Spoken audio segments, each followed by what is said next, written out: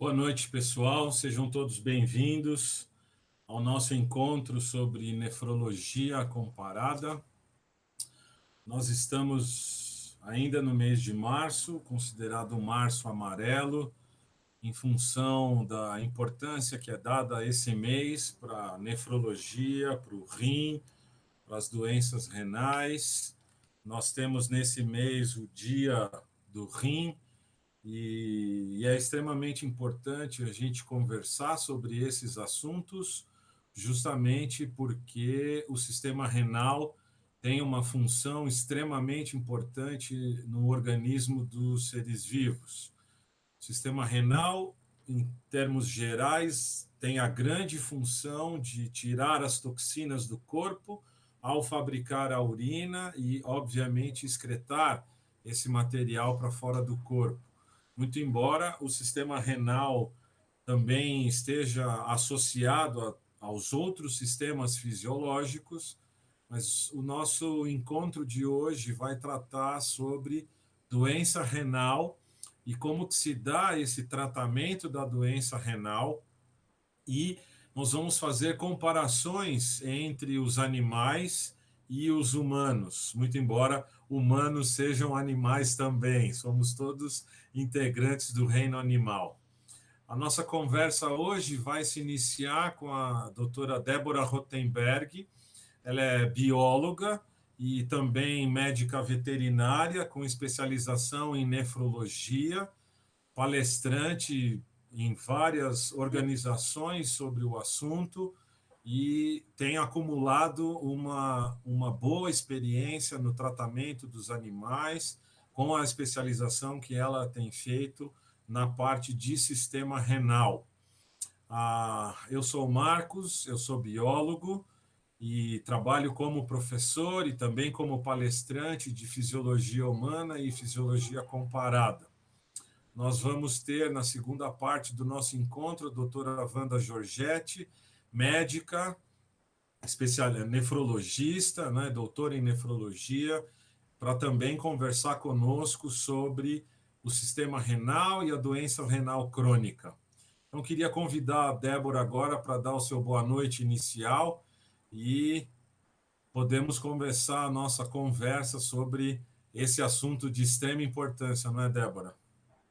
Sim, boa noite, muito obrigada. Agradeço a MD pelo convite, agradeço o Cauê, a Theo, a Bruna, todo mundo que fez esse convite. Davi, muito obrigada por estar aqui junto com a gente.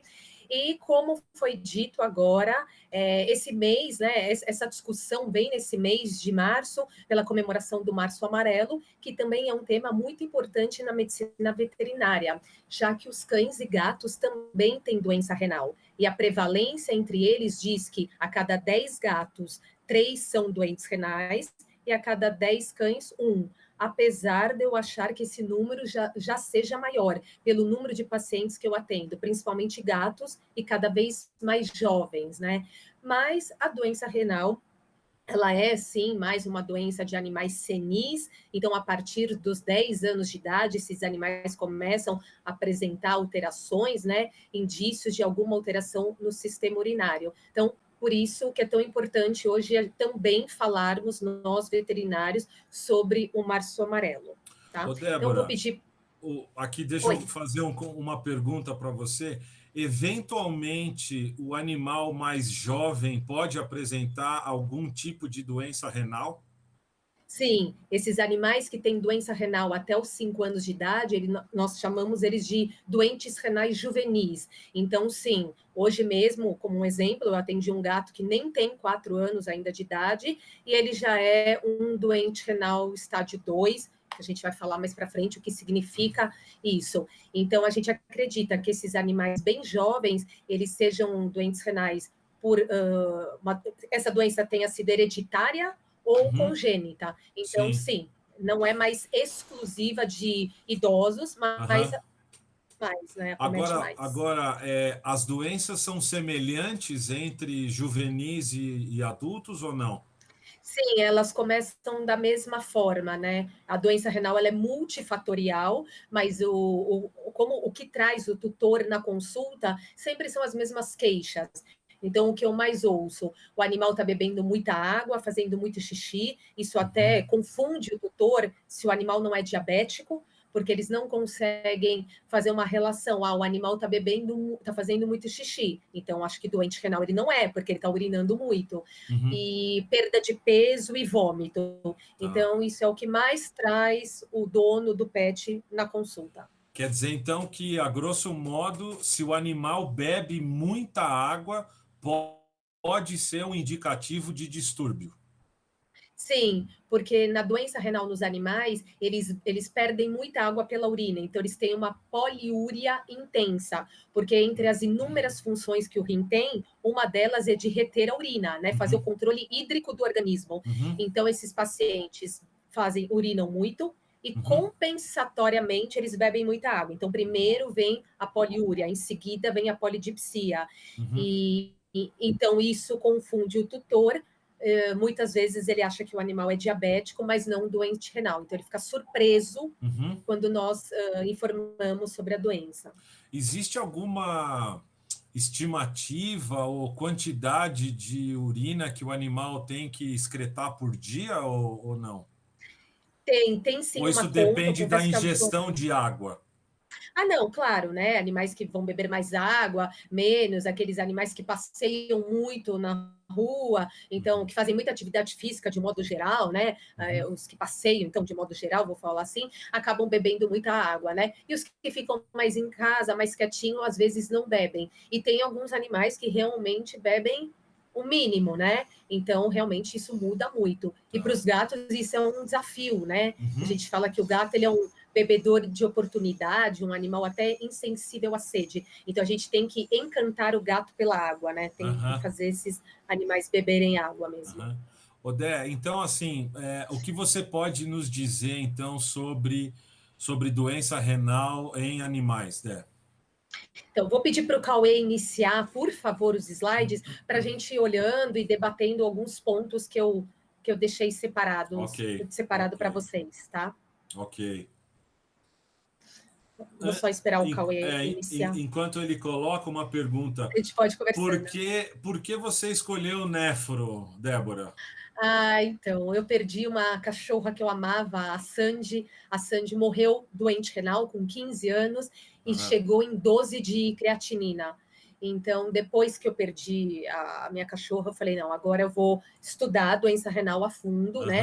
Não, doença renal, né? A gente estuda todas as doenças ligadas ao sistema urinário, né? Na pós-graduação de nefrologia e urologia, mas eu acabo mais falando mesmo de doença renal, que é o que tem mais dúvidas, manejo, tratamento, porque apesar do rim ser perdido, é uma doença ainda maleável, né? Sim. Irreversível, Tá bom, Dé. porém maleável. Sim, o que você então fala para a gente aí, Dé? Vai lá. Então, aqui está uma apresentação, né? Então, eu sou a Débora Rotenberg. Pode passar, Cauê. Cauê? Bom, enquanto o Cauê vai passando os slides, a gente vai conversando, depois a gente só pontua alguma coisa que faltou, né? Então, como a gente falou, todo esse evento hoje, né, que a MD está fazendo, é para a gente discutir o Março Amarelo, tá aí a prevalência que eu comentei, né, da doença renal acometendo os cães e acometendo os gatos, tá? E só para a gente fazer uma comparação, o homem tem aproximadamente 1 milhão de néfrons em cada rim. Os cães têm 500 mil néfrons em cada rim. Pode ir para o próximo, Cauê. E os gatos têm 200 mil néfrons em cada rim. Então, tá aí a quantidade, né, da célula do rim, né, o néfron, né, e mostrando um pouquinho aí nessa foto, né, brevemente, como que é a estrutura do néfron, né, quais são os componentes, né, do néfron e algumas funções que eles fazem. Então, todo o controle eletrolítico, controle hídrico, pressão arterial, produção do hormônio da eritropoetina, tudo isso é controlado pelo rim. Então, se a gente tem esse órgão que não funciona de forma adequada, a gente vai ter repercussão em todo o organismo mesmo, né? E quais são as doenças mais prevalentes? Que eu acho que é a sua próxima imagem aí, né? Assim, acho que a gente mais vê mesmo é a doença renal crônica, Também tem problema de urolitíase, né? Então, pedras acometendo todo o sistema urinário, então, no rim, no ureter, na bexiga, e doenças endócrinas que acabam afetando os rins, então, diabetes, do hiperadrenocorticismo, também são outras doenças que acabam levando, né, uma alteração na função renal.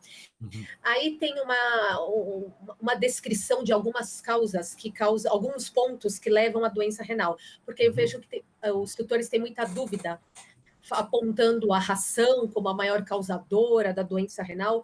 Não, a doença renal ela é multifatorial, não tem um único ponto que a gente possa dizer que é isso a grande causadora. Então, claro, a idade dos animais, né? O rim, claro, vai envelhecendo junto com o paciente, né? Um rim senil, que ao longo do tempo vai perdendo os néfrons. Mas a gente também pode falar de doenças genéticas, então o gato, né? Em caso de gato, o gato persa, ele tem o rim policístico, então ele tem o seu parênquima renal, às vezes, né? Tomado por cistos, então perda das células, né? Das células renais. O Himalaio, um outro exemplo de raça de gato que também tem doença renal, e nos animais o Cocker, onde foi o cachorro que primeiramente foi estudada a doença renal, foi no Cocker, e no Shih Tzu também, que a gente vê muita doença renal nessa raça, né? Medicações nefrotóxicas estão, por exemplo, antibióticos do grupo do aminoglicosídeos, então a gentamicina, ela é nefrotóxica, uso indiscriminado de anti-inflamatórios, então a gente tem que tomar muito cuidado com o nosso paciente que já vem com uma dor na coluna, já vem com alterações, mas a gente tem que ver direitinho quais podem usar, usar com muita cautela, número de dias mínimo, dose mínima, então uso indiscriminado e numa dose errada de um anti-inflamatório pode prejudicar muito o rim do paciente. Quimioterápicos, por exemplo, a doxirubicina é um quimioterápico usado para neo de mama, né, neoplasia mamária, carcinoma mamário, né, que acomete muito cadelas não castradas ou castradas tardiamente. Então, é uma substância que pode lesionar o rim. Doenças infecciosas, então, um exemplo nos gatos é a FeLV, né, o vírus da leucemia felina. Nos cães, a gente pode citar leishmaniose, sinomose. Então, a doença renal ela é multifatorial, né? Então, a ração não é a vilã, né? É um conjunto de coisas. É um conjunto de fatores que, ao longo da vida, vão fazendo pequenos insultos renais agudos, que, somados, vão fazer uma doença renal crônica. Eventualmente, Débora, a nutrição do animal pode melhorar a condição renal dele? Sem dúvida, a gente sabe que esses doentes renais, quando eles apresentam o fósforo alto e também quando eles têm perda de proteína na urina e quando eles estão no meio do estágio 2, que eu já vou falar mais para frente o que isso significa, a gente sabe que a troca da dieta por uma restrição de proteína e então, consequente redução de fósforo e outros, ajuda muito. Então, a dieta na medicina baseada em evidências é grau 1, é fortemente indicada a troca da dieta, né, ração ou alimentação natural montada por um nutrólogo e com os suplementos, né, ela ajuda muito o paciente. Então, a gente tem vários papers mostrando, comprovando que esses pacientes vivem mais. Então, quem come dieta adequada. Cauê, pode ir para o próximo, por favor. Aqui a gente tem uma mostra, né, uma figura de como seriam esses estádios da doença renal que eu acabei de falar e por que a gente mostra essa figurinha, né? E por que a gente fala dos estádios? Porque a creatinina ela é o marcador mais fidedigno de taxa de filtração glomerular. A creatinina ela me mostra como esse rim está sendo filtrado, porém ela é um marcador tardio. A creatinina ela só aumenta nos cães e nos gatos quando eu tenho aproximadamente uma perda da função renal em 75%. Então, no primeiro desenho, a gente vê um rim filtrando de 100 a 33% e o rim normal, a creatinina se mostrando normal. Só no estágio 2, quando eu tenho uma diminuição, então isto é, o rim já perdeu um rim inteiro e 75% do outro, quando resta aproximadamente 25% da filtração do rim, aí que a creatinina aumenta. Então, ela é um marcador fidedigno, porém tardio. No estágio 3, nós estimamos que esse paciente tenha em torno de 10% de rim trabalhando. E no estágio 4, menos de 10% do rim trabalhando. Então, ela nos conta mesmo tardiamente que está acontecendo essa doença renal, né? Ela só conta quando restam 25%. E um dos motivos que ela me conta só tarde é porque antes disso o organismo se equivale de outros mecanismos para essa taxa de filtração não parar, né? Para esse rim não parar com a sua função. Sim. Como, por exemplo, o sistema renina-angiotensina-aldosterona e os supernefrons, que aumentam de tamanho e conseguem manter essa filtração, que no começo é benéfico. Pode falar. E eles conseguem manter, mas ao longo do tempo, até essa sobrecarga acaba acometendo, né? E acaba prejudicando esses néfrons, né? E aí a doença autoperpetuante, a inflamação, né? A doença renal é uma doença inflamatória e progressiva. Então, acabam morrendo os néfrons ao longo da, né? Esse resíduo de néfrons também acaba se perdendo e a doença ela avança. Ô, Débora, em todos esses estágios é possível reverter a função renal para a normalidade ou não? Chega um momento que é só um tratamento paliativo. O que é perdido de néfrons das células renais, isso não volta. O que está perdido, está perdido. Então, a gente trata as consequências de um rim que não está trabalhando de forma adequada, pode levar, e também a gente faz a nefroproteção, que é bem-vinda em todos os estádios da doença renal, do estádio 1 ao estádio 4, que a gente faz a nefroproteção, que eu digo que é uma forma de evitar que a doença renal avance de forma tão rápida, já que ela vai avançar, para que isso seja feita da forma mais lenta possível. Então, nós vamos tratar os néfrons remanescentes para trabalharem sem tanta sobrecarga. E aí, eu acho que no próximo slide a gente está mostrando, eu estou mostrando um pouco sobre isso. Aqui, brevemente falando, então, como que a gente identifica que um paciente é doente renal, né? Quais são os exames que o médico veterinário não pode deixar de pedir, que são muito importantes para a gente fazer o estadiamento correto dessa doença renal. Então, hemograma, ureia e creatinina, albumina, o fósforo, cálcio iônico, sódio, potássio, a urina tipo 1 com o RPC, que é a relação proteína-creatinina urinária, ultrassom abdominal, que ele vai me contar muito sobre a morfologia do rim, se eu já tenho alteração na estrutura renal, né? O SDMA, que é um outro marcador é tido como um marcador precoce de doença renal, até vem com a promessa de antecipar, até antes da creatinina, né, dele me contar antes da creatinina que esse paciente é doente renal. Então, o SDMA, ele propõe que com 33%, em torno de 30%, de uma diminuição da taxa de filtração glomerular, esse marcador, né, a dimetil-arginina simétrica, já me conte que o paciente é doente renal. Eu uso o SDMA, uso mais a creatinina, mas eu gosto muito do SDMA quando esse paciente perde peso, já que com a perda de peso, esse paciente pode ter uma creatinina falsamente diminuída, e até o tutor, né, fica contente achando, nossa, olha como ele melhorou, a creatinina baixou. Não, é porque ele perdeu muita massa muscular, então a creatinina abaixa. O SDMA já não. O animal ele pode perder peso e não, ela não altera com isso. Então, ela pode me contar, né, neste caso, de forma mais fidedigna, como que está essa filtração renal, né? Você colocou, e pressão.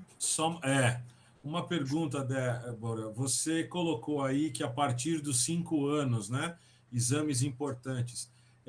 Uma vez por ano, uma vez por semestre, qual que é a periodicidade desses exames para a gente tentar pegar a doença renal no início dela ou tentar evitar isso, Débora? Eu gosto de começar a monitorar esses pacientes entre 3 e 5 anos de idade, porque eu vejo que muitos pacientes descobrem a doença renal já idosos, e aí a gente não tem nenhum comparativo para entender como esse paciente era antes, para comparar ele com ele mesmo. A gente não consegue fazer isso, né? Porque já se descobre no momento de crise, no momento que o paciente está muito mal, então aqueles exames podem ser nem tão fidedignos, porque o paciente está mal, está numa crise. Então eu gosto de monitorar antes, para o tutor já começar, né? Nós juntos começarmos uma nefroproteção antes. Depende do grau da doença renal, depende como o paciente está, mas no mínimo 2 vezes por ano. Eu falo que 2 vezes por ano é muito bom, 3 vezes por ano é excelente.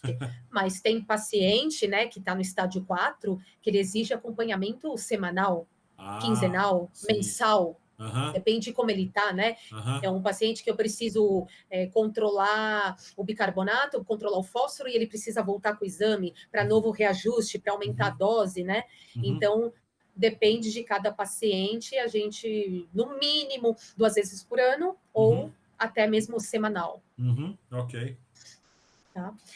E aí, no próximo slide, eu acho que eu já faço o estadiamento da doença renal para a gente entender quem é ela, né? Por que a gente fala tanto da creatinina, né?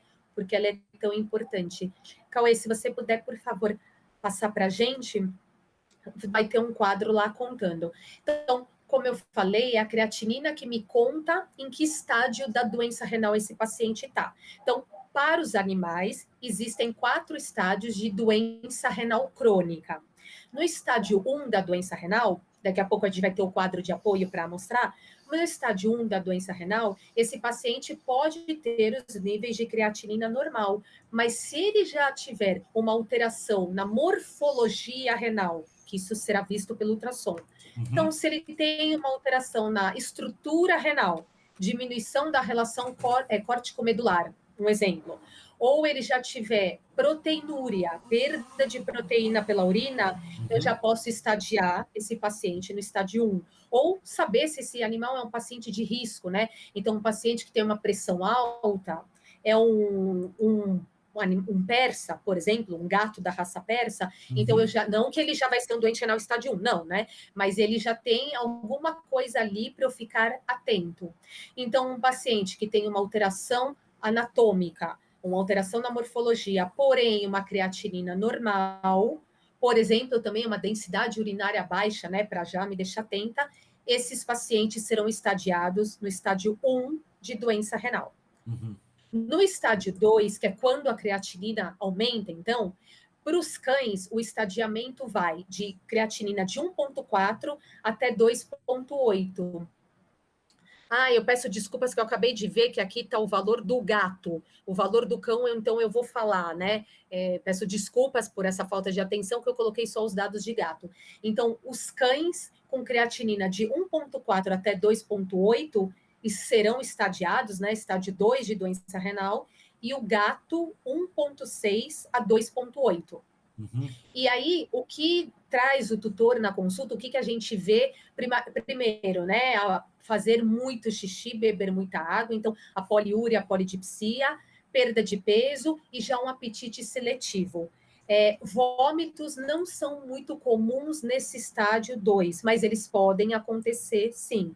Então, esses são os sinais que já começam a mostrar que tem alguma coisa acontecendo, né? Alguma coisa errada, que o tutor leve esse paciente para consulta. No estádio 3 de doença renal, tanto para cão como para gato, eles têm uma creatinina de 2,9 até 5. Então, lembrando que nessa fase nós estimamos que eles tenham 10% de taxa de filtração glomerular, e esse intervalo de creatinina estadia eles dessa forma. Então, aí sim, a gente já vê um paciente anêmico, perda de peso, com uma disorexia bem importante, já com alterações metabólicas. Então, às vezes, esse paciente já tem uma acidemia, uma acidose metabólica pela perda de bicarbonato. Aí a gente já vê uma alteração assim mais importante. Então, a gente já tem aí uma doença mais avançada. E no estádio 4, que é o último estádio, né, da doença renal, que é creatinina a partir de 5, até o máximo que eu vi foi 26, mais do que 26 ainda não vi, eles já têm muitas alterações, já têm vesículas em boca, e até eu já posso ter um animal com necrose em ponta de língua, devido à ureia extremamente alta, né? A ureia, claro, também ela é muito importante. A ureia acumulada no sangue, ela se torna uma toxina urêmica. Precisamos de ureia num nível adequado, né? Então, em valores muito altos, se torna uma toxina urêmica, mas para estadiar a doença renal, é a creatinina e o SDMA. E esses são os valores últimos atualizados pela IRIS em setembro de 2019, que até rebaixou. Os números de ureia e creatinina eram maiores, e aí eles rebaixaram para fazer esse novo estadiamento da doença renal. Esse parece ser um padrão um pouco recorrente, no caso, por exemplo, de humanos, né, em que alguns padrões vão diminuindo justamente para evitar, né, a doença instalada e que progride, né? Então, se no passado, por exemplo, o índice de glicemia era 1, hoje já é bem menor e tal. Isso na Isso. medicina veterinária, essas revisões também acontecem para a prevenção dos animais, Débora? Ah, sim, também tem os guidelines toda hora sendo refeitos, revistos, como os guidelines de pressão arterial, que antes eram maiores, né? Eram maiores, agora esses valores foram diminuídos. Então, os valores de creatinina, indo um pouquinho para a área da endócrino. Ontem mesmo precisei fazer um exame no meu cachorro e, primariamente, o ultrassonografista achou que a glândula adrenal estava aumentada, mas agora tem um guideline mostrando os novos valores, conforme o peso, o tamanho do animal, para o tamanho da glândula adrenal. Então, toda hora, sim, isso é revisto, esses consensos, né? Eles são revistos, então, muito importante ler para se atualizar, para saber o que mudou, né? O que antes era normal e agora comum, né? O que era comum e hoje em dia já não mais, né? Sim, sim. E o subestadiamento da doença renal, que é feito de forma também muito importante, é a pressão e a proteinúria. Então, nós estadiamos os animais dessa forma, 1, 2, 3, 4, e o subestadiamento nós falamos se ele é normotenso, hipertenso ou risco alto de lesão em órgão-alvo, que a gente vai falar disso, e se ele é proteinúrico ou não proteinúrico. Então, esse slide mostra todo o estadiamento da doença renal feita no cão e no gato. Perfeito. Se o Cauê puder passar para o próximo, acho que agora a gente começa a esmiuçar um pouquinho mais de pressão e de RPC. Então, muito importante aferir a pressão arterial dos animais. Eu não sei se vai ser esse mesmo slide, eu confesso que não lembro, mas já que a gente está falando do subestadiamento, a pressão arterial o rim controla a pressão arterial através do sistema renina-angiotensina-aldosterona. Então, se a gente tem uma pressão alta, a gente pode causar lesão em órgão-alvo, LOA, né? Lesão em órgão-alvo, assim que a gente chama. E quais são os órgãos que são afetados por essa pressão arterial aumentada? O próprio rim sofre uma lesão, os olhos, onde o paciente pode ter descolamento de retina, então ele pode ficar cego até de maneira súbita, né? Porque a retina realmente ela descola.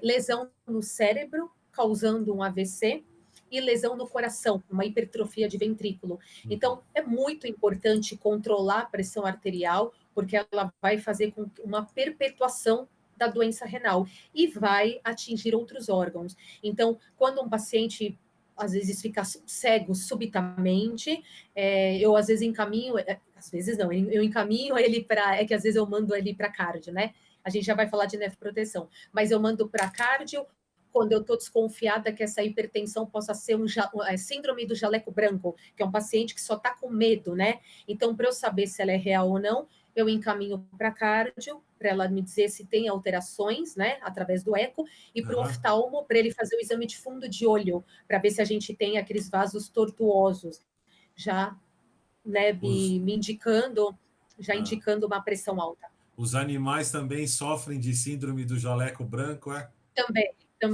Também sofrem. Eles ficam nervosos, né? A gente faz de 5 a 7 aferições de pressão arterial, porque uma única não é fidedigna. Às vezes esse paciente está com medo, ele está estranhando aquele gel que é gelado. Às vezes eu preciso tirar o pelo da pata, né? Fazer a tricotomia na região para achar o pulso. Então aquilo aperta, ele não conhece.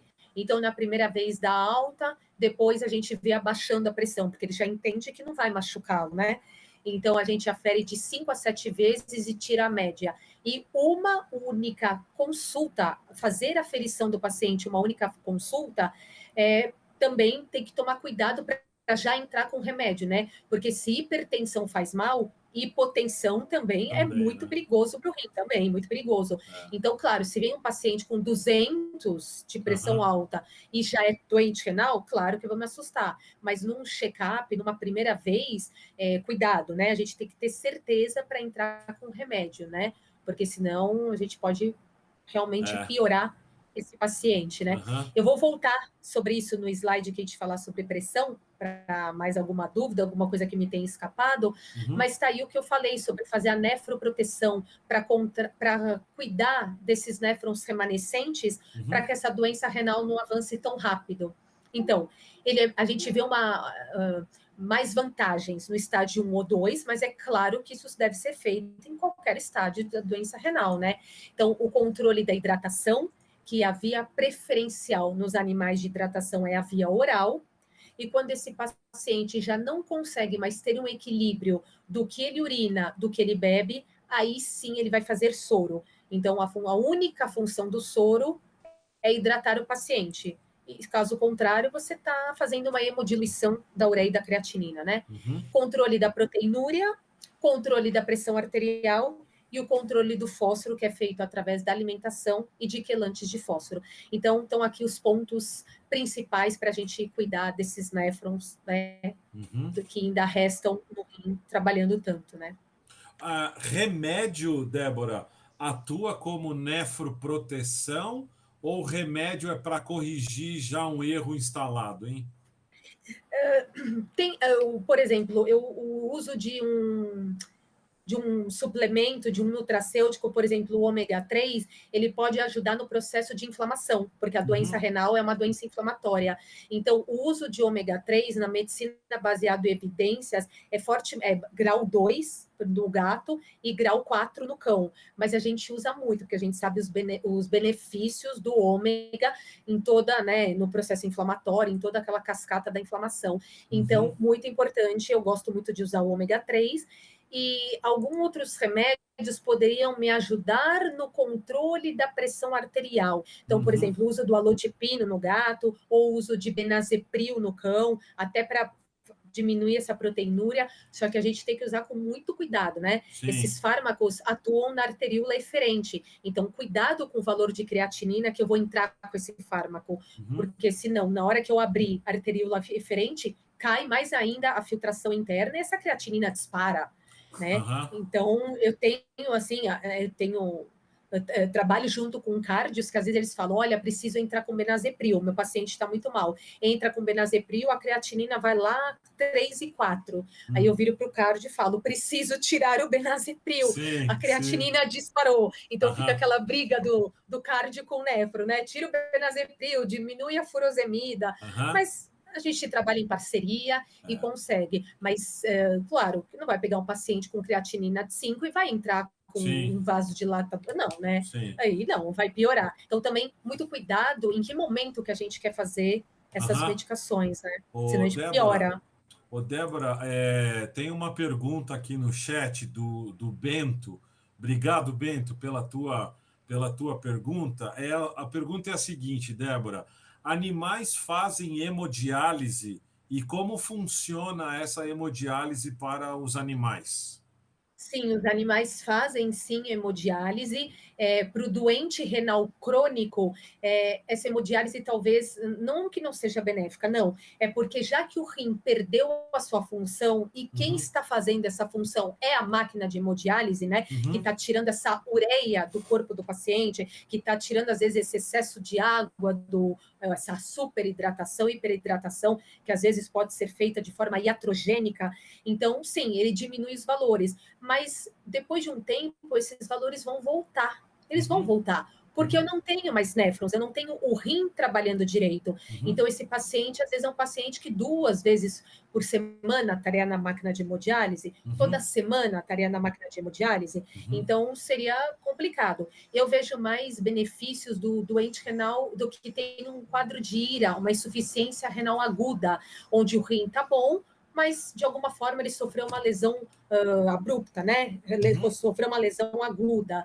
Então, Sim. nesses casos, por exemplo, tomou uma medicação nefrotóxica, teve uma ira para o leishmaniose, um doente renal crônico agudizado, então ele estava indo tudo bem e sofreu uma agudização da doença renal. Então, esse paciente, assim, um gato que ingeriu lírio, um cão que comeu uva, que leva a um processo de ira, então a hemodiálise responde bem. Mas um doente renal crônico já no estágio muito avançado de doença, é um animal que toda semana estaria na hemodiálise. Mas sim, ela tem sim benefícios e já é uma realidade sim na medicina veterinária. Mas não é que todo paciente com creatinina alta é um paciente que precisa de hemodiálise. Cada um é cada um. Eu tenho pacientes que têm creatinina alta, eles estão ótimos e não precisam de hemodiálise. Estão ótimos clinicamente, né? Sim. Ótimos com a creatinina 8, mas eles estão passeando, fazendo consulta, fazendo bagunça no consultório, balançando o rabo, comendo, como se nem soubesse, nada né? tivesse acontecendo, né? Eu falo que se eles lessem os próprios exames, se o cachorro pegasse o exame dele e lesse, ainda bem que eles não têm esse emocional, né? Para saber o quanto eles estão doentes, né? Sim. Vamos passar para o próximo slide. Aqui a proteinúria, então, que eu falei, né, do subestadiamento da doença renal, a proteinúria é a relação proteína-creatinina, então, um pouco de proteína, traços de proteína são perdidos na urina. Microalbuminúria é perdido pela urina e é comum. O que a gente não pode ter é, por exemplo, uma proteína como a albumina, que tem um alto peso molecular de 69 kilodaltons, né? Então, proteínas já grandes perdidas pela urina, porque isso me mostra que existe uma lesão renal a ponto de perder. E a proteína é muito importante para ser perdida pela urina, né? Então, a relação proteína-creatinina sempre deve ser feita em conjunto com o exame de urina, pareado, porque se eu tenho um animal, por exemplo, com uma infecção urinária, é claro que esse RPC vai ser alto, porque bactérias, hemácias, todas essas proteínas vão estar presentes no meu RPC e podem ser falsamente aumentadas. Então, uma urina límpida, 3 aferições no intervalo mínimo de 15 dias, máximo de 30, para a gente dizer que esse paciente é proteinúrico. Então, no gato, está aqui o valor até 0,2 ele não é, de 0,2 a 0,4 ele seria o borderline, o limítrofe, e acima de 0,4 proteinúrico. E no cão esse valor é 0,2 até 0,2 também, de 0,2 a 0,5 e acima de 0,5 ele seria. Só que não é tão simples assim, né? Existe a proteína pré-renal, então, por exemplo, exercício físico intenso, febre, podem ter perda de proteína pela urina, um paciente que tem um mieloma múltiplo, então uma neoplasia, ele também pode ter perda de proteína pela urina. Então, além disso, tem que se identificar, né? O hiperadrenocorticismo também faz proteinúria elevada, então ainda existe a proteinúria pré-renal, né? Mas para a gente entender que existe uma lesão no glomérulo ou no túbulo, como é no gato, para perder a proteína, esses são os valores de RPC e ele faz parte do subestadiamento da doença renal. Proteína é uma substância nobre, né? Não pode ser perdida em nenhuma circunstância, né? Eventualmente, pode ser que tenha uma perda pequena de proteína, isso é aceitável ou em nenhuma circunstância é aceitável isso, Débora? Não, uma perda proteína, traços de proteína, nós perdemos pela urina, chamamos de microalbuminúria. Só proteínas de alto peso molecular. Eu dei um exemplo da albumina, mas se nós quisermos saber todas as proteínas que estão perdidas pela urina, aí tem um exame, eletroforese de proteína, que lá vão ser identificados as proteínas que estão presentes, né? Ok. Cauê, acho que o nosso próximo slide é sobre a pressão arterial, muito, muito importante também, como eu falei, né? Lesão em órgão-alvo, os órgãos que são afetados, que eu citei estão aqui, né? O próprio rim, os olhos, o coração, o cérebro, né? Então, está aí como sistema nervoso.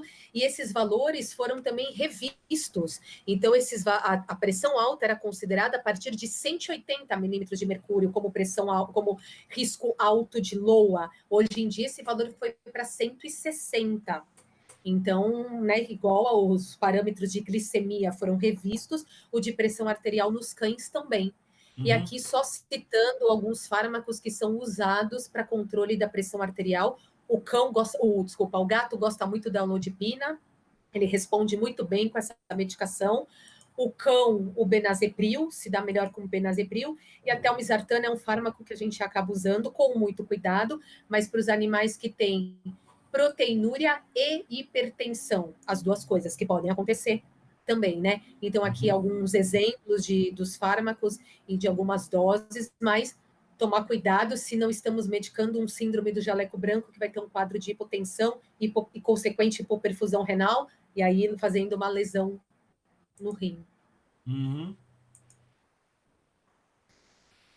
Cauê, acho que a gente pode ir para a próxima, que a gente já falou. Uma das coisas também que a gente vê no doente renal, já no estágio mais avançado, então a partir do estágio 3 e 4, é a anemia, porque o rim que produz, né, o hormônio, o rim que produz a eritropoetina, que vai agir dentro da medula óssea para fabricar as células vermelhas, as hemácias. Então, um paciente estágio 2 de doença renal que está anêmico, isso não é esperado. A gente tem que procurar por outras causas de anemia. Ela não é esperada a partir do estágio 2. A partir do estágio 3, sim, ela já é esperada. Mas a anemia no doente renal é uma anemia inflamatória, não é uma anemia ferropriva, é uma anemia da inflamação, que a doença renal é inflamatória, né? E a anemia também ela é multifatorial. Então, a gente sabe que às vezes não é uma deficiência de ferro, né? A gente sabe que tem ligação dos macrófagos fagocitando esse ferro, internalização do ferro no fígado, estocando, né? Pela proteína de fase aguda, epsidina, que está alta, né? Porque o organismo, ele é muito sábio, e frente a um processo inflamatório, ele não sabe se, por exemplo, é um agente infeccioso, porque alguns parasitas podem usar o ferro para sua reprodução, para o seu ciclo de vida.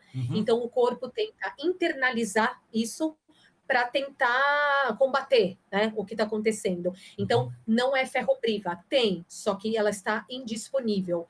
Então, e um quadro de anemia levando todas essas alterações que eu citei aí. Então, diminuição da eritropoiese, medicamentos, GECA também podem, enzima conversora da angiotensina, a anemia, ela reduz o tempo de vida das hemácias, pelo processo inflamatório, então a anemia causa inflamação, perdas sanguíneas também, né? A gente sabe que os pacientes urêmicos, eles podem ter microsangramentos em sistema digestório, microsangramentos, e alteração no metabolismo do ferro. Então, não é só suplementar ferro, né? A anemia, ela é multifatorial no doente renal. Então, os animais também. Às vezes eu faço quando tem uma discreta anemia, às vezes eu entro com a espirulina, que é um nutracêutico, entro com o Hemolitan, com esses suplementos, mas sim, quando necessário, eles vão para a eritropoetina e até mesmo transfusão de sangue, sim, como a minha cachorra precisou fazer, transfusão de sangue, mas no ambiente urêmico, a hemácia vive pouco. Então, a gente vai transfundir para um paciente que está com 600, 700 de ureia, essas hemácias vão acabar vivendo pouco, mas imprescindível, porque anemia, se eu tenho menos sangue circulante, menos oxigênio carregado junto, então eu tenho também uma hipoperfusão renal, perpetuação da doença renal. Então, vai inflamando o paciente, ele vai ficando, né, essa anemia pode ir realmente piorando. Vamos ver. E a dieta, né? Para finalizar, então, a dieta, como comentamos no começo, né, da apresentação, que na medicina baseada em evidências é grau 1, então, fortemente recomendado a troca da dieta, alimentação natural suplementada para os pacientes que comem ração, porque a dieta renal ela tem restrição de fósforo, ela tem restrição de proteína, então não é que não tem proteína. A gente não vai tirar a proteína dos animais, é uma proteína hidrolisada, né? Outra proteína. Ela pode ter suplemento de citrato de potássio para os animais que já têm uma acidose metabólica, fonte de potássio, então a gente sabe que o gato pode espolhar potássio pela urina, por uma poliúria intensa, então eles até chegam com ventroflexão, né? Porque eles não têm o ligamento nucal, então o gato ele realmente fica com um pouco potássio, fraqueza muscular, isso depois vai também mexer no coração. E a ração renal é palatável, né? Alguns tutores falam, ele não quer comer porque é ruim. Não, não é porque ele não quer, não é porque ele é ruim. Não é que o gosto é ruim, é que o paciente está doente, então ele não quer comer. Tanto é que se você dá dieta renal, o gato que não é doente, o cão que não é doente, quer comer. Então, em casa tinha isso. A minha cachorra não queria, mas o outro que estava ótimo queria comer a ração dela, né?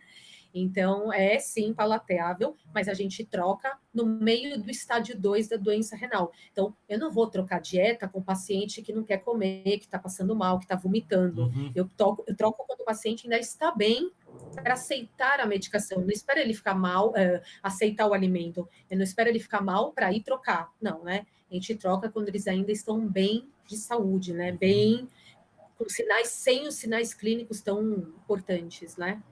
Sim. E eu acho que encerrei a minha parte. Muito obrigada. Aqui estão os meus contatos, quem quiser falar comigo. E essa é a Sandy, essa é a cachorra que me levou a estudar nefrologia. Tudo isso, né? Que originou tudo isso, é a Sandy, sim, por causa da cantora, sim. E a Sandy morreu com 15 anos, doente renal, com 12 de creatinina, já bem malzinha. Bem adiantado Bem demais. avançado, muito, muito, muito. Então, a Sandy que me levou para estudar, para tentar melhorar aí a vida dos pacientes. Obrigado, Débora, pela Obrigada, tua muito obrigada. apresentação. E a gente agora vai conversar com a doutora Wanda, que é médica, nefrologista, né? A gente viu a Débora falando de doença renal em animais não humanos, e agora a gente vai conversar com a doutora Wanda, que é médica de humanos. De humanos, certo. Doutora Wanda, eu começo com uma seguinte lembrança que eu tive hoje à tarde, pensando na nossa conversa. Quando eu era pequeno na escola, vez ou outra, o colégio convidava médicos para dar aula para a gente, para conversar com a gente sobre prevenção de doenças. Eu estava com 10 anos de idade, 11 anos de idade, e eu me lembro que uma das coisas que um médico disse, hoje pensando, eu acho que ele era um nefrologista, ele falou assim, que nas nossas casas era importante que o vaso sanitário fosse de cor branca, porque se acontecesse alguma alteração na cor do xixi, a gente tinha que procurar o papai e a mamãe. Doutora Wanda, faz sentido pensar dessa maneira ou não? Bom, primeiro lugar, muito boa noite para todos. Eu queria agradecer muito o convite. Eu queria parabenizar a Débora, porque ela deu todas as explicações. Eu aprendi muito, Débora. Eu tenho 4 cachorros e 3 gatos, né? Então, é um bocado de rabo, de pata por aqui. Eu fico me perguntando se eu estou fazendo as coisas direito, porque, na verdade, eu só vou parar no veterinário quando acontece alguma coisa.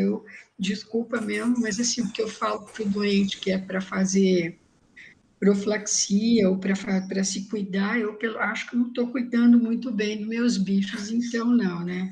É que é tanta coisa, eles são jovens, é que eu tive, assim, há 2 anos, eu perdi em 1 ano 4 bichos, e eu tinha, assim, eu achava que eu estou velha, que eu não ia pegar mais, mas aí foi aquelas coisas, né? Vai aparecendo, sempre tem um que fala assim, você tem uma casa grande, agora minha casa tem 7 vagas, elas estão completas, então não adianta vir com nenhuma conversa por cima de mim, porque eu não aceito. Sim. Quanto à sua pergunta, Marcos, bom, qual que é o produto do rim? O que o rim produz? Urina. Então, uma manifestação de uma doença, ela aparece muitas das vezes na urina. Então, o médico que disse para vocês que o vaso devia ser branco, nem sempre todo mundo vai concordar, porque ele quer, às vezes, combinar com a decoração, e, às vezes, a pessoa olha, né, se é que ela olha o que está fazendo, e se ela tiver uma hematúria, tudo. Você precisaria prestar atenção se fosse hematúria, ou É muito raro essas doenças que tem essa doença agora do peixe aí, que aconteceu na Bahia, que você urina, que eu esqueci qual que é, mas você tem uma doença que é por alguma contaminação de pescado, é muito grave, e você urina escuro. Então, tem coisas interessantes, por exemplo, gente que baixa em pronto-socorro de madrugada, esquece que comeu o quê? Meu Deus, a vermelhinha lá, que eu odeio, esqueço o nome dela. Que a gente... Não, não é fruta, é legume aí. Meu Deus. Fugiu. Beterraba, que faz betúria. Tem gente que come beterraba e urina vermelho, vai baixar lá no pronto-socorro para contar para a gente que está urinando. Aí, às vezes, a gente até lembra, fala, e aí, você comeu beterraba? Então, comeu beterraba, vai para casa e vamos ficar prestando atenção, né? Porque você fazer confusão é ele mesmo, né? Bom, então, esse médico que deu aula foi baseado nisso, porque realmente é o produto. Tem uma pegadinha que a gente sempre faz com aluno e com residente: qual é o único exame que você tem que pedir se você tem uma suspeita de doença? É creatinina? Nunca. Creatinina você vai pedir depois, é urina. Eu tenho que sempre olhar a urina das pessoas. Naquele exame de urina, para mim, é muito fundamental, porque eu vou ver, é claro que se ele soube colher direito, né? Se ele ficou a noite toda, por exemplo, sem tomar água, nada, a densidade urinária dele tem que ser alta, tá? Tem que ser alta. Então, eu olho a densidade, eu vejo se ele está perdendo glicose na urina, se ele está perdendo proteína, se ele está com alguma infecção, eu vou atrás se ele tem, por exemplo, a eliminação de algum cristal. Enfim, o exame de urina para nós diz muita coisa. Então, para o nefrologista, se eu não posso pedir mais nada para uma pessoa, é um exame de urina que eu vou pedir. Depois eu complemento com outras coisas, né? Então, é importante mesmo. Olha, eu queria, se você mostrasse, se começasse, eu tenho os slides aqui, mas como eu sou ruim, que é uma desgraça, então eu Não, posso...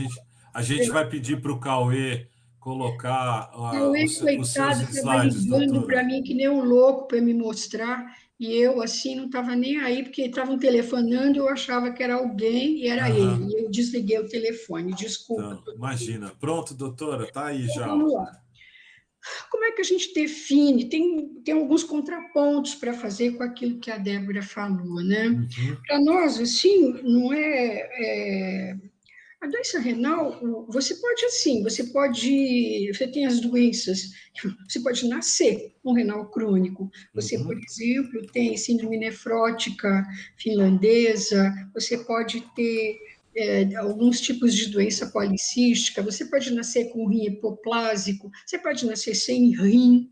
Eu falo assim, uma vez que eu peguei um cara desses, assim, em berçário, graças a Deus, hoje em dia, a gente conta com uma equipe com muitos nefropediatras, mas eu já sou velha de casa, velha de profissão, então eu cheguei a ter que ser chamada para berçário, e o camarada lá nasceu sem rim. Eu falava, puta que pariu, o que o pai e a mãe foram esquecer de fazer o Sem rim? rim. E Sem aí você rim. tem que calcular, fazer diálise peritoneal. No caso, a gente fez Aham. peritoneal e uma buretinha daquelas bem pequena e faz conta Sim. para quanto que a gente injetar na cavidade até que ele até que tem uma aqui se esfregando aqui no computador já, cai fora dela. Então, é assim, como é que a gente define? Então, qualquer alteração é uma definição que está aqui no CADIGO, né? Aham. Comentando com vocês, essas diretrizes, elas são livres. Se vocês escreverem CADIGO no Google, vai aparecer tudo que existe de diretriz para nós, sabe? Então, se você voltar para o anterior, antes de eu falar desse daqui, então a definição é de qualquer alteração, seja na estrutura ou na função, mas tem que persistir por uns 3 meses. É isso aí, para nós, a definição. Isso não era assim a definição, mas o CADIGO definiu dessa forma. Se você quiser mostrar o seguinte agora... Bom, Ao contrário de vocês, para nós é assim, é diabetes e hipertensão, tá? Isso é a causa de insuficiência renal para nós, é diabetes e hipertensão. Uhum. Você tem um grande problema. Hoje em dia a gente está considerando que a doença renal crônica é uma epidemia mundial, não é o coronavírus aí, mas é muito importante. Se você pensar que você tinha em 2016 essa quantidade de indivíduos na Terra, você pode ter certeza que de 10 a 15% desses indivíduos têm algum tipo de doença renal crônica, tá? E você tem, e pacientes em diálise no Brasil, você tem em torno de 134 mil, que é muito pouco. É muito pouco. Você simplesmente deve ter, assim, uma quantidade de gente morrendo sem diagnóstico ou com diagnóstico, mas que não consegue um lugar para dialisar. Eu sempre dou um exemplo, Amazônia. Você tem em Manaus, você tem em Belém, você tem no interiorzão da Amazônia. Se você tiver insuficiência renal, você é obrigado a mudar para essas capitais, e aí você não pode voltar para casa. Porque se você faz diálise, você faz diálise dia sim, dia não. Então, aonde o senhor mora? Ah, eu moro a 3 horas de barco, ou a 3 dias de barco. Se for 3 horas, tudo bem. Se for 3 dias... Inviável, né? Então, você tem essas casas de renais crônicos nessas regiões muito distantes. Você tem uma desgraça de governo em todos os sentidos sempre, então tem épocas que não abre credenciamento de clínica de diálise, praticamente nas capitais você sempre tem, e no sul é onde você mais tem, sul e sudeste, você tem bastante clínica de diálise, cidades assim, de um porte médio, você pode ter uma clínica de diálise, mas se não, é muito sofrimento para o doente, muito doente, ele é obrigado a sair de casa muito de madrugada, a viajar 2, 3 horas, faz diálise, aí volta para casa, descansa um dia e volta. Não é fácil. Então, seria muito bom que a gente sempre pudesse fazer prevenção da coisa, né? Então, é diferente de vocês. Para nós é diabetes e hipertensão, sabe? As doenças, assim, as doenças genéticas, policístico, quem mais que a gente podia ter? Basicamente é isso mesmo, é muito raro. Doutora, Uma infecção não leva a camarada para... Uma infecção, normalmente, às vezes agudiza. Você tem, por infecção, muita insuficiência renal aguda. Por exemplo, o Covid agora, né? O Covid, pelo amor de Deus me livre, porque é uma tempestade inflamatória. Quando o camarada chega lá no HC, é uma quantidade enorme daqueles pacientes, quando ele é entubado, quando ele passa por tudo aquilo, que o rim se compromete, que ele é obrigado a fazer diálise, e aí prorroga mais ainda o tempo dele de internação, ou contribui para a morbidade, ou até para a mortalidade dele. Então, infecção para nós, que é uma coisa frequente para vocês, para nós não. Não é você vai ter uma infecção urinária e você vai entrar em insuficiência renal. Não. É isso, tá? Doutora Wanda, a senhora comentou que diabetes e hipertensão são causas muito frequentes para a doença renal crônica. E Sim. diabetes e hipertensão, principalmente aqui no Brasil, são os índices uns dos mais elevados, não é? Não falta, né? Se puder pôr o próximo, deixa eu mostrar o próximo aí para vocês. O que contribui para que a gente tenha tanto, né? Tá aqui, diabetes, tá? Hipertensão, aqui essa outra desgraça, obesidade. Obesidade, assim, agora devemos fazer uma propaganda, porque assim, se você for homem e obeso pegar Covid, você está na roça. A sua mortalidade é enorme. Então, será que algum dia esse camarada vai parar de comer sem fome? Se o animal, ele come sem fome? Às vezes é guloso, né?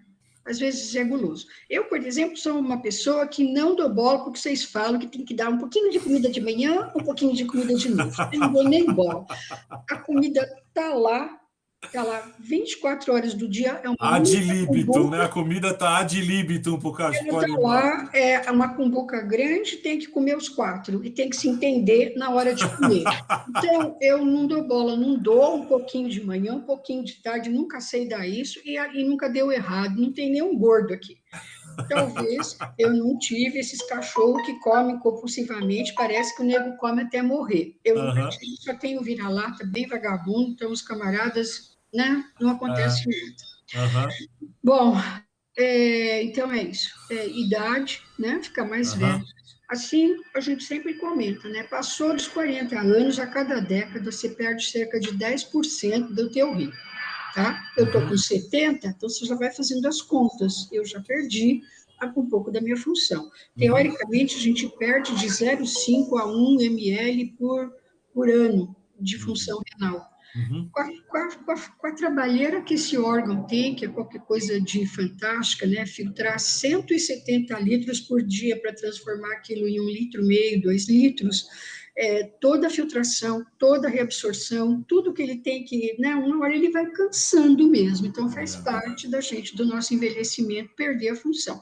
Mas, assim, você morre com 90 anos, você não vai chegar nem perto da diálise, só que o seu rim não vai estar funcionando igual Sim. ele funcionava quando você era jovem. Então, essas Aham. são as causas de doença renal crônica pro humano, que contrasta com a de vocês, né? Bastante, bastante, é. Então, pode mostrar o seguinte, Cauê, cadê o Cauê aí? pronto. Bom, assim como vocês dividem os estágios das doenças, a gente também divide. Tem uma. Eu estou ficando velho cada vez menos, né? O estágio 1, A, B, não sei, eu não dou nem bola para essas desgraças, eu não presto atenção em nada disso, me desculpe, eu vou mais ou menos por uma coisa bem. Eu sou do tempo que doença renal a gente dividia assim, leve, moderada e grave. Aham. Grave E você chegava na funcionava. diálise, E moderada func- você estava no mais ou menos, É. aí você começa com o negócio, é estágio 1, estágio 2, estágio 3, 4 e 5. Bom, tem lógica, tem lógica.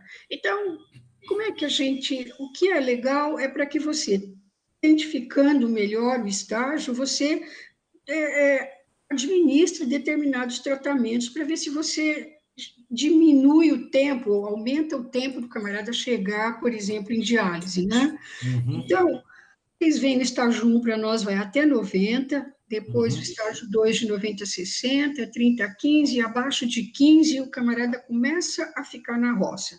Bom, ele fica em termos, porque assim, você é tão impressionante para o humano chega a perder 95% da função, sobrou 5 ml de clearance, Uau. ele está batendo bola, dependendo do que é a doença que levou ao comprometimento do rim. Diabetes não é assim. O diabético não aguenta o tranco. O diabético, por exemplo, com perdas de função, ele chega a nível de 15 por aí, ele geralmente está num bagaço e ele vai para a diálise. E aí, por quê? Porque não é pelo rim aí, é pelo contexto. Porque é um camarada que tem um comprometimento de sistema cardiovascular super importante, nossa senhora, né? Um camarada que tudo está torto nele. E aí ele não aguenta. Ao contrário, por exemplo, se é é raro, né? Mas as nefrites intersticiais, que é parecida com a do gato. Ele vai até o final, ele vai, faz muita acidose, sobe potássio e tudo mais, mas se você controla isso, você vai elevando.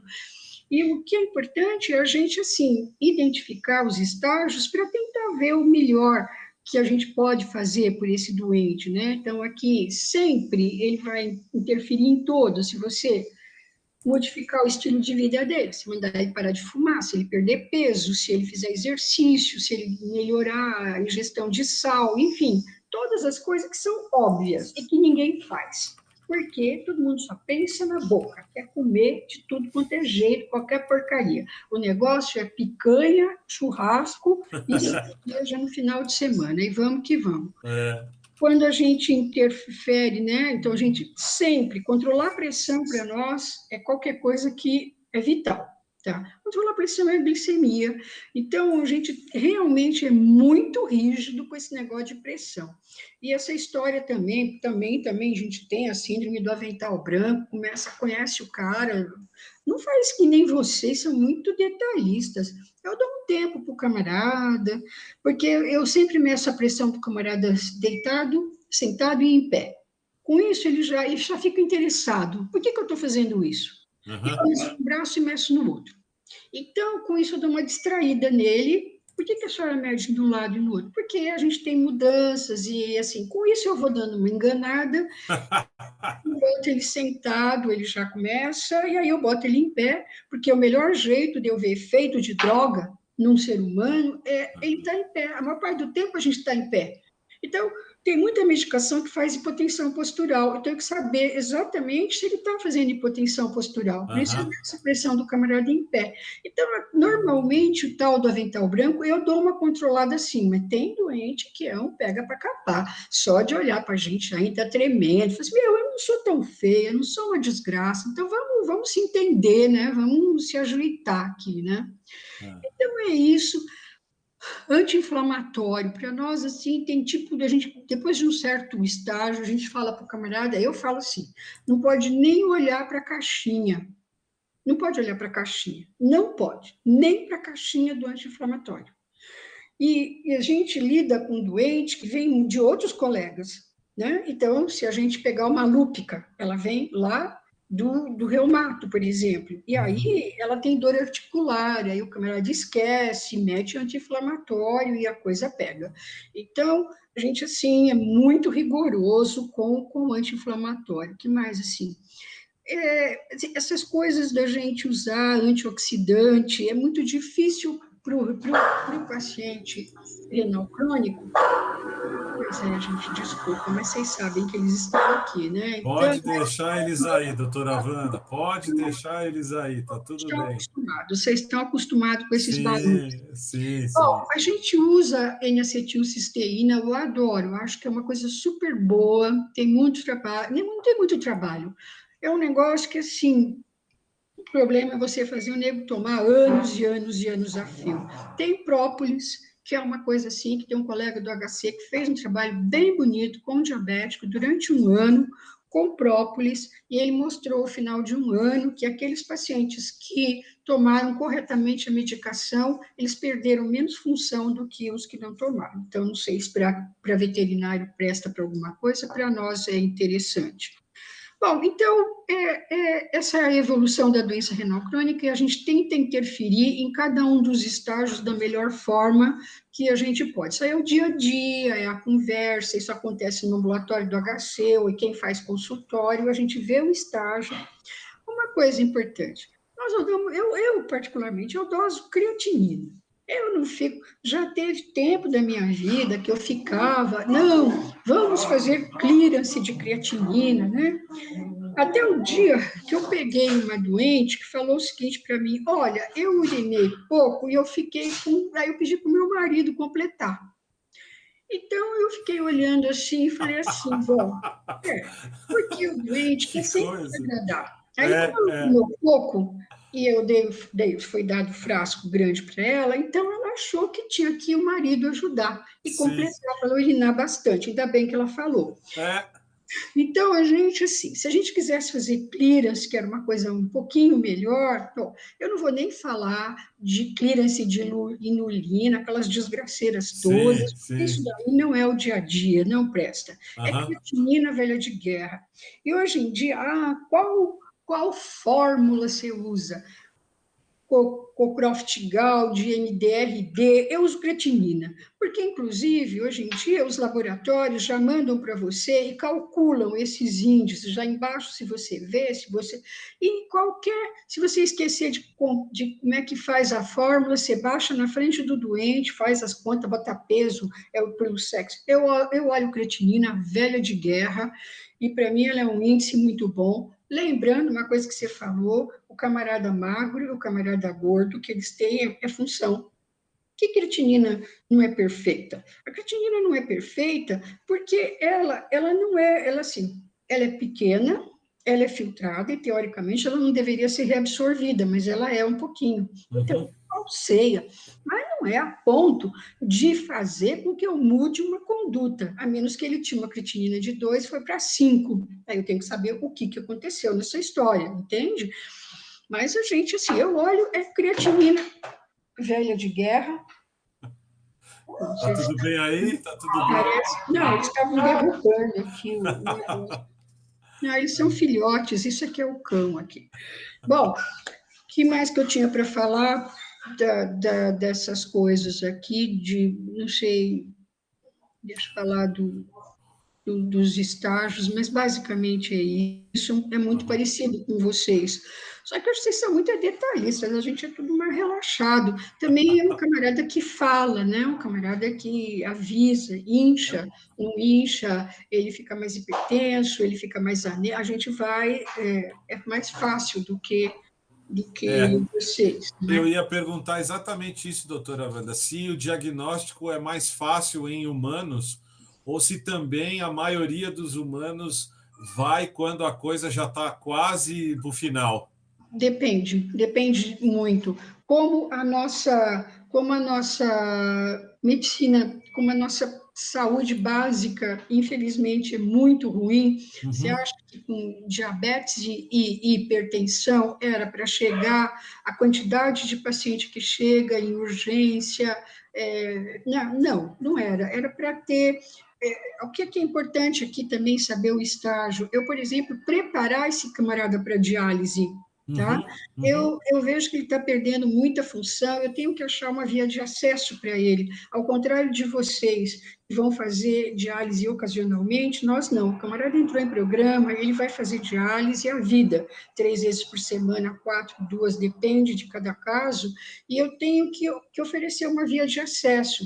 Porque se eu não prestar atenção nisso, eu falo que ele vai entrar pela porta dos fundos, que é com catéter. Então, eu sempre converso com o doente que eu gostaria que ele entrasse na diálise pela porta da frente, com uma fístula. Para eu fazer uma fístula, que normalmente eu faço uma anastomose da artéria radial com a cefálica, ou depende do capital venoso do camarada, ela precisa amadurecer. Ela não posso fazer e usar. E aí é 1 mês, 2 meses, dependendo das características de veia das pessoas. Mas, assim, o que você vê de paciente chegando nessa situação aqui, em hospital público que nem o nosso, que não sabia, que não sentia nada, é igual os bichos de vocês, não sente. Assintomático mesmo, né? Total. Aí, de repente, começa a inchar. É uma das coisas que chama atenção para ele, principalmente se for diabético, e começa a perceber que está urinando muito, igual vocês, começa a levantar à noite para urinar, coisa que ele não fazia, porque o mecanismo de concentração urinária dele se altera, é uma das primeiras coisas que se alteram. Então, assim, se ele não prestar atenção, ele vai chegar, às vezes, para a gente, muitas vezes aqui. Outra coisa, pelo menos chega aqui, porque quando eu comecei nefrologia, muitas vezes chegava em coma. Era um diagnóstico diferencial de coma, era uremia. É um absurdo, porque um camarada que entra em coma no pronto-socorro, eu cheguei a ver neve urêmica. Neve urêmica, a uremia do camarada é tão grande que é como se ele tivesse precipitado na face, nas mãos, a gente chamava de neve urêmica. Muito raro que a gente veja hoje em dia. Quando nós terminamos a residência, tinha uma colega que voltou para o Piauí e ela escrevia cartas, no tempo que a gente escrevia cartas, que não era só mensagem de celular. E uma carta me chamou a atenção, ela dizendo assim, olha, eu estou voltando para casa e eu estou retrocedendo, porque eu estou indo para o pronto-socorro fazer diagnóstico diferencial de coma e é uremia. Tá? Então, é uma tragédia, mas é muito raro acontecer isso hoje com a gente. Então, se você passa alguma dúvida aqui, não chegou aqui nenhuma dúvida. Chegou uma dúvida aqui agora, doutora. A dúvida é a seguinte: qual a aplicabilidade de exame para avaliar o rim com a cistatina C? Pelo amor de Deus, me livre. É bastante usado na medicina humana e na veterinária? Nunca. Isso é tese, cara. Isso você quer fazer tese, você faz lá cistatina. Eu acho que em veterinário também não, é um negócio caro pra cacete. E você não tem nenhuma aplicabilidade para o dia a dia. É chique. Eu exatamente, ao invés de eu ter um clearance assim de 80, eu vou estar com ele com 85. Qual que é a diferença? Nada. Para o dia a dia é muito pouco. Nem cistatina, nem nada. É creatinina velha de guerra. É isso que a gente usa no dia a dia, tá? Ô, Débora, tem alguma relação da cistatina com animais não humanos? Também pode ser usado, mas não. O que a gente usa mesmo é a creatinina, sem dúvida nenhuma, e pode usar o SDMA. Mas eu lembro na faculdade até do Enigal, cistatina C, mas não, na prática, não. Uhum. Não, é creatinina mesmo. É isso aí. Ok. Eu Próximo. queria...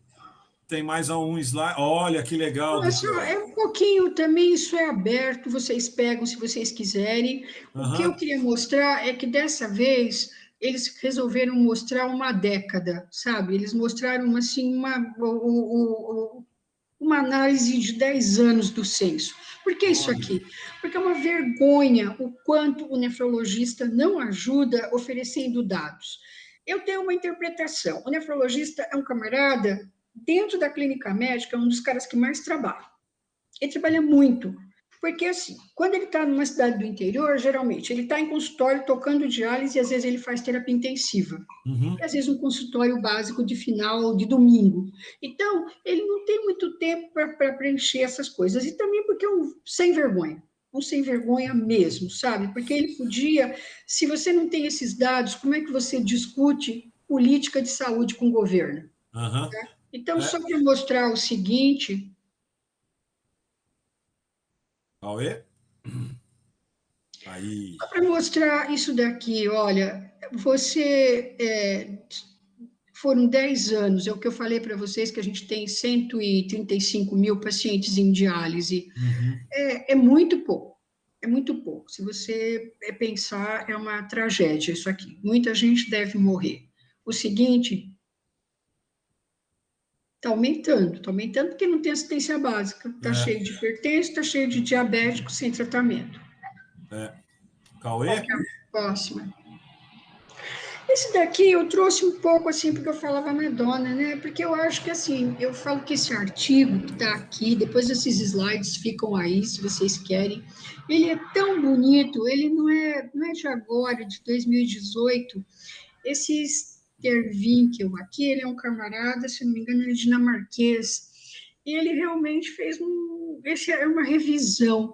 Ele faz assim, coisas que a gente deveria ir para o reino animal para tentar, talvez, entender e, às vezes, aplicar para ver se a gente melhora algumas coisas dos humanos. Aí ele dá exemplo aqui, por exemplo, deixa eu ver aqui o primeiro, não sei, urso, vou ver urso. Urso, e aí bom, aqui do lado ele fala o animal, e aqui qual área, se você entendesse esse tipo de mecanismo normal deles, sabe, você ajudaria, fosse na gerontologia, para nefro, para onco, para tudo. Eu queria, acho que só pegar tá pequeno aqui, urso, por exemplo. Urso é uma coisa interessante, porque o camarada hiberna, fica lá um tempão, Uhum. ele não perde uma fibra de músculo e não faz osteoporose. Se a gente hibernasse 6 meses, a gente sairia um invertebrado e sem músculo.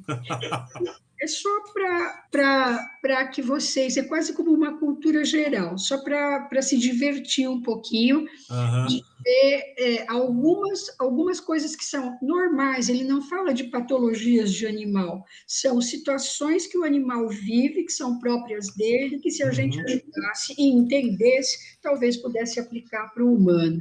Sim. Aí, esse negócio aqui do morcego, é interessante, porque ele tem uma ingestão proteica monstruosa, porque ele é um camarada que se nutre de sangue, e aí Uhum. ele não faz absolutamente nada no rim dele. Então, talvez se a gente conseguisse entender o rim, quero só ver, a gente pega morcego, aí de repente ele transmite o Covid para a gente, enfim. É. Todas as coisas que ele fala que são ótimas para a gente pega o urso, se enfia lá na caverna com ele, bota, quer dizer, É. sim, é filosofia, mas por que não? Porque esse animal, por exemplo, ingere muita proteína e não faz absolutamente nada. Claro Aham. que você tem que comparar com a idade, assim, o tempo de vida de cada um na Terra, mas fica como filosofia. Para o gato, né? que as doenças mais frequentes do gato, e que essa, que é uma fibrose túbulo intersticial, por isso que o gato aguenta o tranco, porque tudo que for túbulo intersticial é muito melhor do que glomérulo. O glomérulo dançou, cambada, dançou. Agora, túbulo intersticial é legal. E aí, eles mostraram, aqui tem os artigos, que mesmo assim fizeram autópsias de grandes felinos, tipo lá do zoológico, e viram que também, então parece que é alguma coisa deles, né, dos felinos, que eles têm esse comportamento. Aí atribui isso, talvez, ao consumo grande de carne vermelha, essa coisa da microbiota intestinal, que é uma coisa super linda, que talvez a gente devesse pesquisar e entender mais.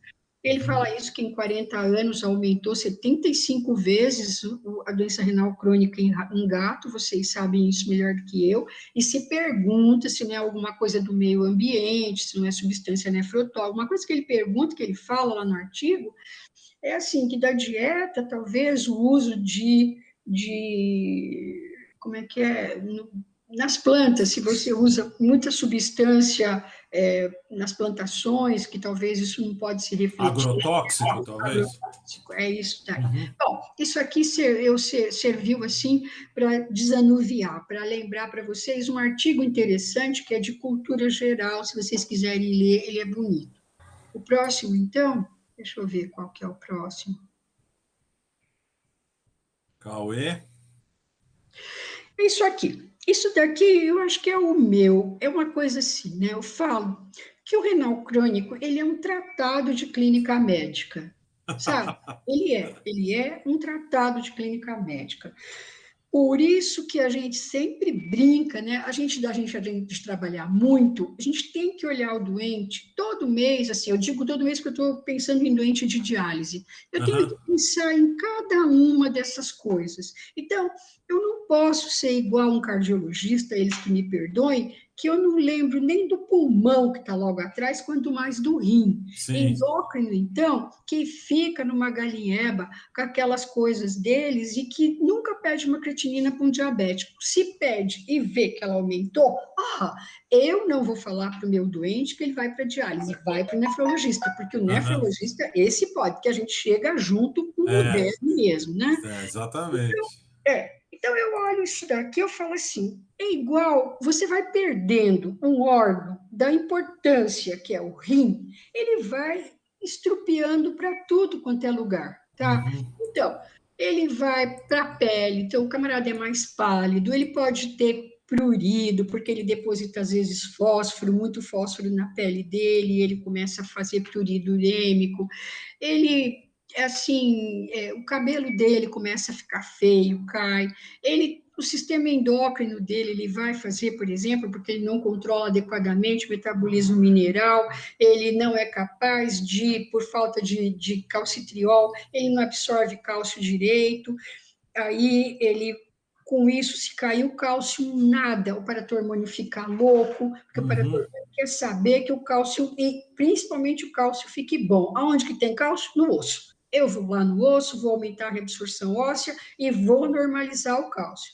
E aí eu vou perdendo o rim e vou ficando com fósforo alto e vou futucando cada vez mais a glândula. Então, eu estrupio o meu osso, principalmente porque eu posso fazer hiperparatireoidismo. O cardiovascular não tenho a menor dúvida, porque eu começo a não conseguir trabalhar direito com a minha volemia. Quem que sofre? O meu coração, tá? Sim. Ou então, eu sou hipertenso de base, já estrupiei bastante. A parte hematológica, como ela já explicou, que é a eritropoetina, um hormônio que produz, que manda o organismo fazer sangue. A parte gastrointestinal, se ele tiver descompensado, ele vai ter, ao contrário que vocês, assim, o doente nosso, ele vomita, ele não pode ver. Um sinal para a gente muito clássico, o doente vira e fala assim, eu não sei o que eu tenho, mas eu não posso olhar para a carne. É tão óbvio isso para mim, porque quem que excreta o bife dele? O rim, principalmente a parte proteica. Então, ele fica numa intolerância à carne muito grande. Aí você começa a dialisar e fala assim, nossa, eu fiz um bifinho, caiu tão bem. Por quê? Porque está dialisando e melhorou. A parte músculo-esquelética nem se fala. o músculo está entrando na moda, né? Você sabe que assim tem muito órgão que entra na moda. Agora é músculo, é sarcopenia para tudo quanto é lado.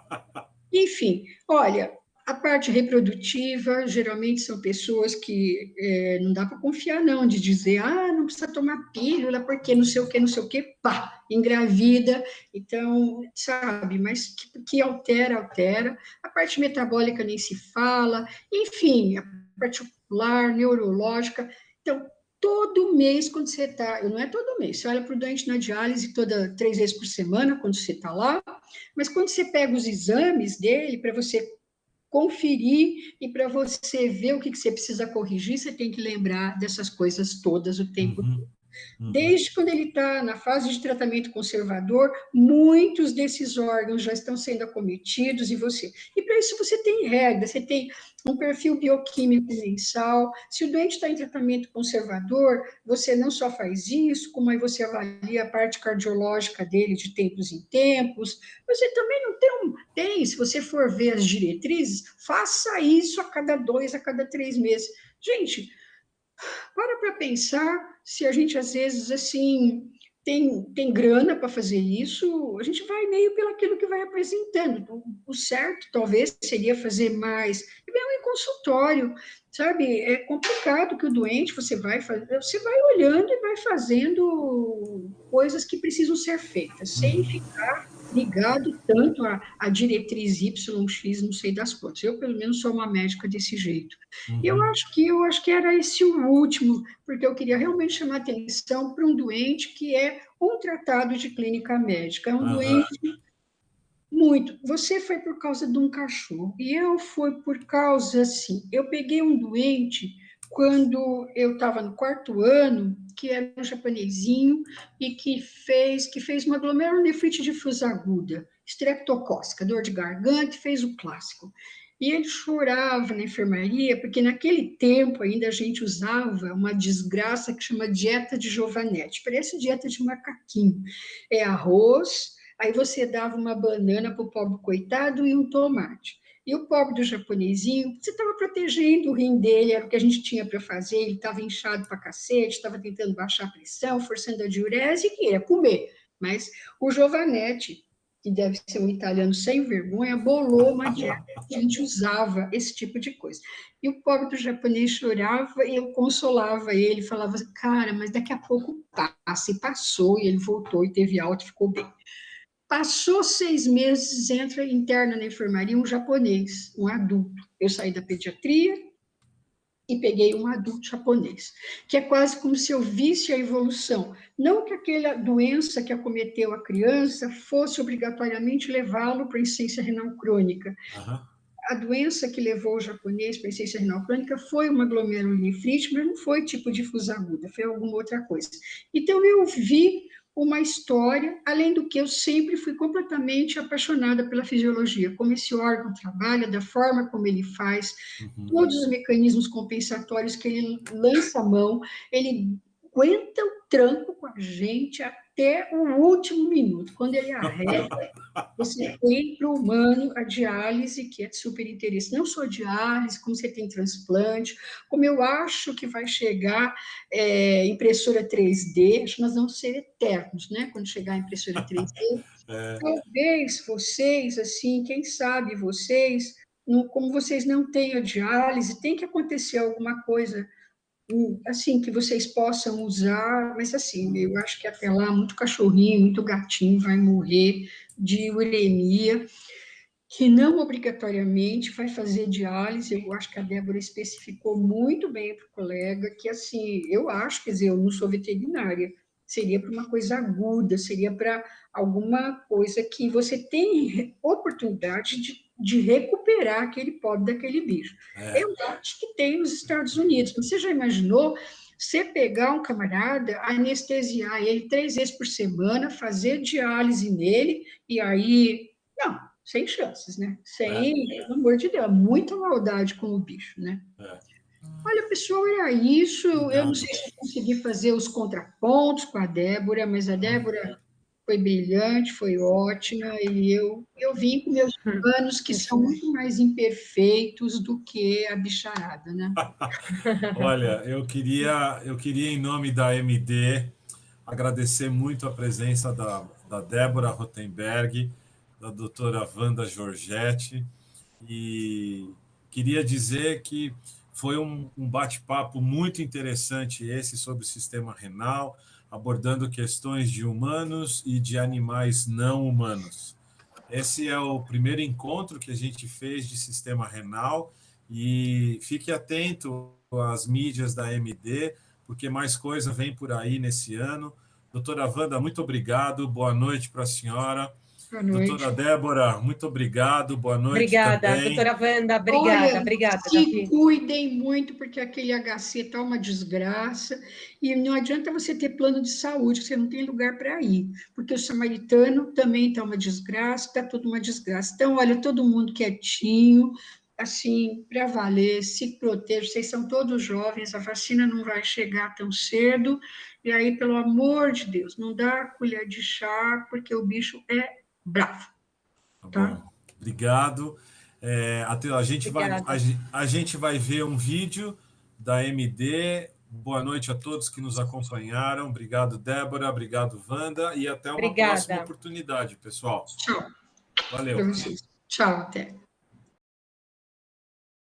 Esqueça por um instante o status da medicina.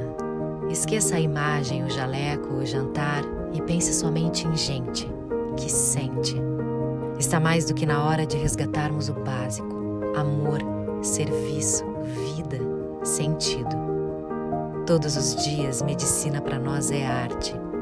É o paciente que tem nome, a consulta que conversa, o exame que olha e vê. Nossa inovação é um lembrete aos essenciais. Nossos produtos são para sentir o pulso, reoxigenar a vida, olhar adiante e ajudar o time de saúde a se conectar com pacientes.